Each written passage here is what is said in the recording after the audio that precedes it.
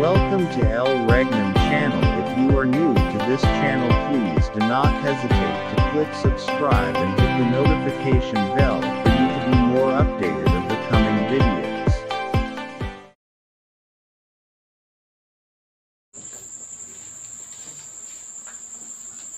So maraming salamat, friends. So magandang gabi sa ating lahat, mga kapatid, mga hari at reyna, prinsipe at prinsesa.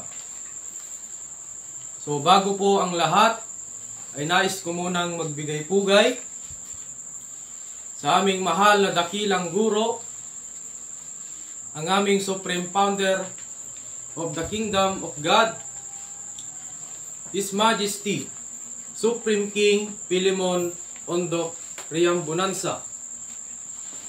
At sa aming mga 5 spiritual mothers, 12 tribes, 12 apostoles, na kinabibilangan ng aming Regional Director ng Region 2. Walang iba, Haring Edgar Palor Ligutom. At ganon din sa lahat ng mga 70 prophet na kinabibilangan ng aming Provincial Director ng Province of Quirino, Haring Alex Ancheta. At ganon din sa lahat ng mga municipal leader, barangay down to Purok leader. At sa aming mahal na Pangulo, ang aming mahal na Prinsipe Rocky Y. Riambunansa, na siya po ang aming presidente ng The Royal Alpha Omega Ring Trading Corporation. At sa aming Haring Adolfo B. Riambunansa, na siya rin po ang aming presidente ng Philippine Deuterium Development and Management Corporation. So isang mapagpalang oras po sa ating lahat, Luzon, Visayas at Mindanao. So narito na naman po kami live sa The Kingdom of God Region 2 Official dito po sa Province of Quirino. Kaya so araw na ito, mga kapatid, sapagkat ito po ang araw na ngayon tayo'y nag-live, sapagkat ito po ay plano ng Diyos upang ipahayag o ipangaral ang mabubuting balita, ang patungkol sa kaharian ng Diyos. Di po ba, mga kapatid? Sapagkat yan naman po ang binigay ng Panginoon mula pa nang itatag ang sanglibutan, na sinasabi ng Diyos na ang plano ng Diyos dito sa daigdig ay magtayo ng kaharian ng Diyos. So napakaliwanag, mga kapatid, ang programa ng ating Panginoon na ang Diyos ay magtayo ng kaharian. So, kung ating balikan, nung unang panahon, mga kapatid, so bago po tayo magpatunay, sapagkat sinabi ng Diyos ayon sa Matthew 6:33. So ano ang sinabi ng Diyos? So ganito po ang mababasa ayon po sa Matthew 6:33. Darapot hanapin muna ninyo ang kanyang kaharian at ang kanyang katwiran, at ang lahat ng mga bagay na ito ay pawang idaragdag sa inyo. So, napakinggan po ba natin ang sinabi ng Panginoon, mga kapatid, na ayon sa banal na kasulatan,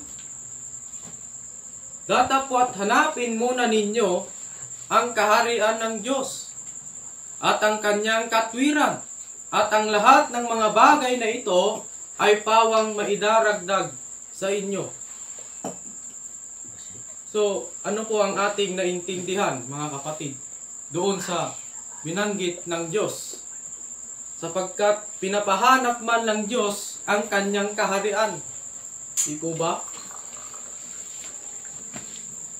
So, paano kaya natin ito mabigyan o kung ano ang kahulugan ayon doon sa sinabi ng Diyos? Sapagkat napakaliwanag naman po na binanggit ng Diyos na datapwat hanapin ninyo ang kaharian ng Diyos at ang kanyang katwiran, at ang lahat ng mga bagay na ito ay pawang maidaragdag sa inyo. So, kaharian man, mga kapatid, ang pinapahanap ng Diyos. Kaya, alamin po natin ito sapagkat ang katotohanan upang maintindihan, mga kapatid.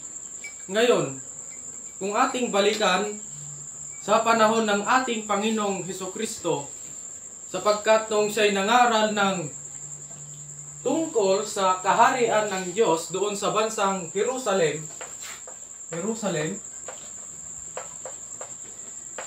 ang tanong, pinaniwalaan po ba o tinanggap ba ang ating Panginoong Hesukristo? So, walang tumanggap sa ating Panginoong Jesus doon sa bansang Jerusalem. Bakit, mga kapatid? Sapagkat ang kanilang nakita ng ating Panginoong Jesus, siya ay mahirap lang. So, sinong maniniwala? Di po ba? Kaya walang naniwala sa ating Panginoong Hesus noong nangaral ng tungkol sa kaharian ng Diyos doon sa bansang Jerusalem. Bakit, mga kapatid? So, plano pa rin ito ng Panginoon. Sapagkat, ayon nga pa rin sa dito sa binigay ng ating Panginoon na mga palatandaan kung nasaan ang kaharian ng Diyos.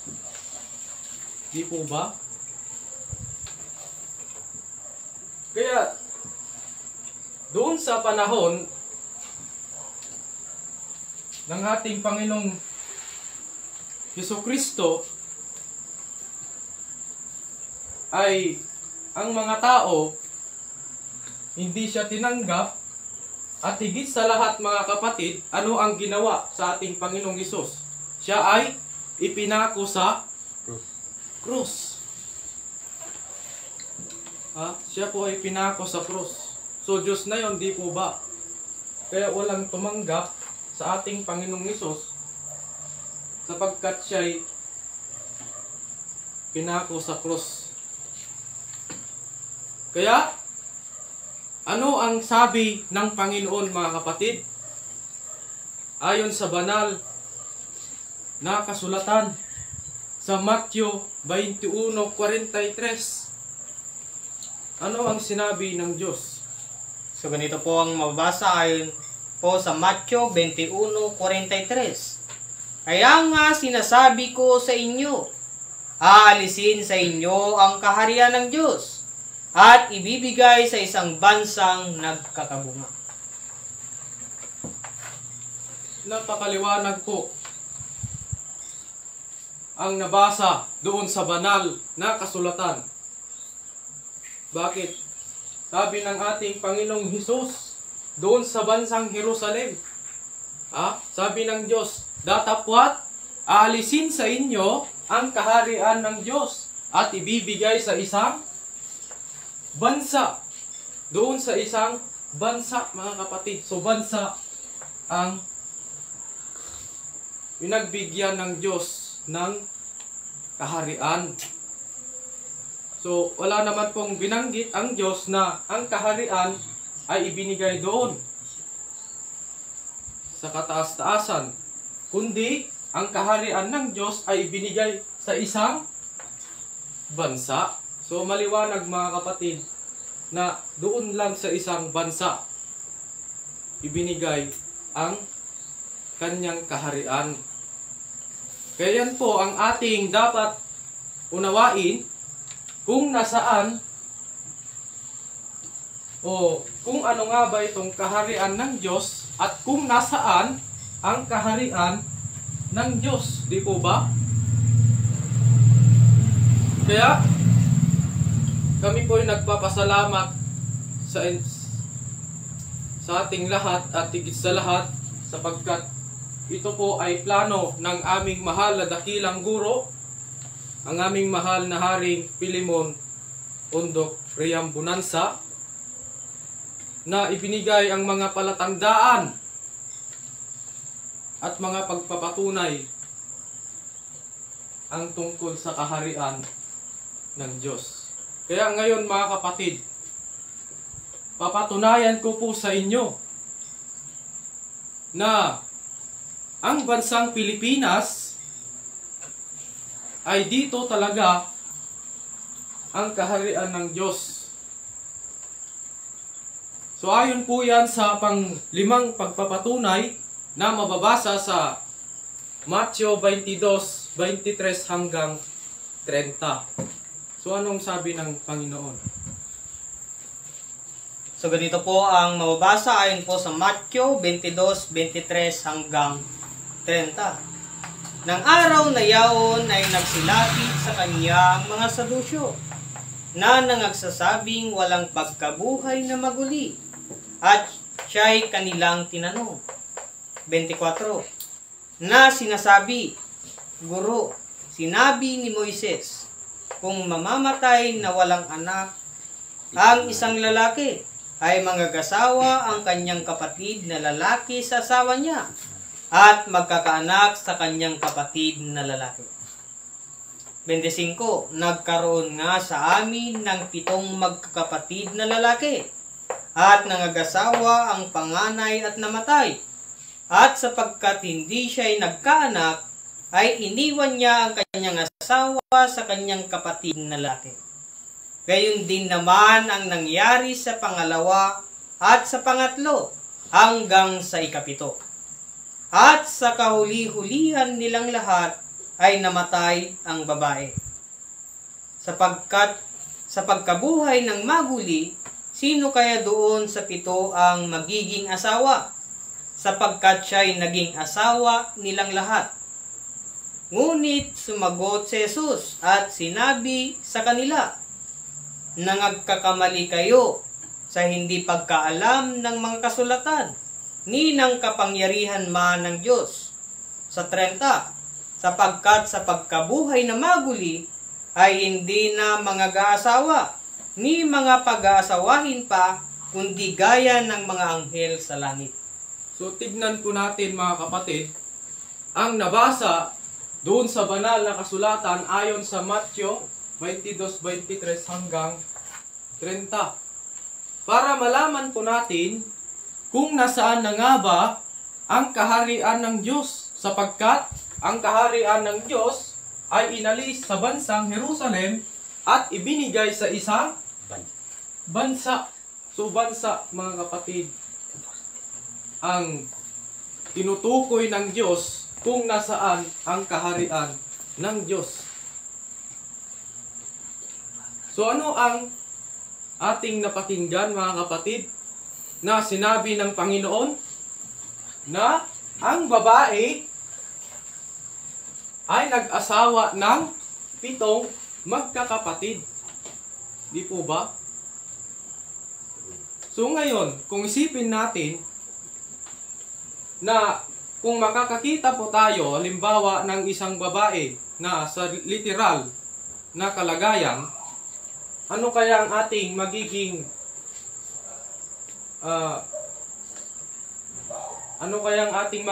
reaksyon?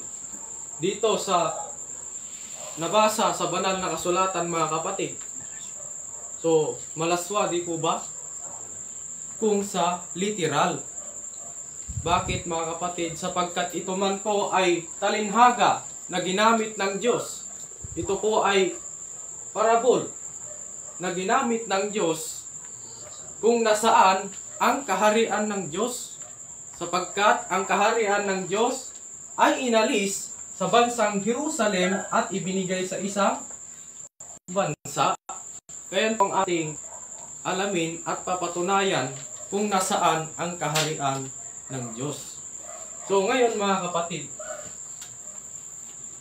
na ayon sa sinabi o nakasulat na ang babae ay nag-asawa ng 7 magkakapatid. So ganito ang hanay, para maintindihan po natin kung ano nga ba itong ibig sabihin sa nakasulat ayon sa Matthew 22:23 hanggang 30. So ngayon, mga kapatid, sino kaya itong babae na tinutukoy ng Diyos? So para maintindihan po natin, mga kapatid, ayon po sa Apokalipsis 17:18. So pakinggan po natin, mga kapatid, kung ano ang nakasulat. So ganito po ang mga 17:18. At ang babae na iyong nakita ay ang dakilang bayan na nagahari sa mga hari sa lupa. Yun, so napakaliwanag na ang babae doon ng Diyos, na ang babae na sa mga hari sa lupa, sabi ng Panginoon. So, na itong binigay ng Diyos, mga kapatid, na so ngayon, tignan po natin, sapagkat 7 magkakapatid ayon doon sa nakasulat. So ngayon, mga kapatid, sino kaya iba? Ang una na naging asawa ng babae ay ang si Manuel Elpidio Quirino. Pang-apat, si Ramon Magsaysay.